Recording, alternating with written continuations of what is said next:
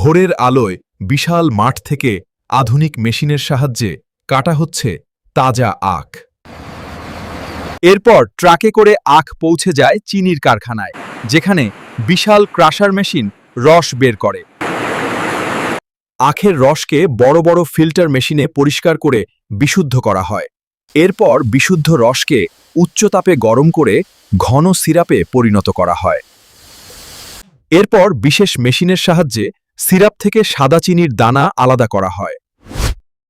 চিনির দানাগুলোকে hot air মেশিনে সম্পূর্ণ শুকানো হয়। অটোমেটিক প্যাকেজিং মেশিন চিনিকে প্যাকেটে ভরে সিল ও লেবেল লাগিয়ে দেয়।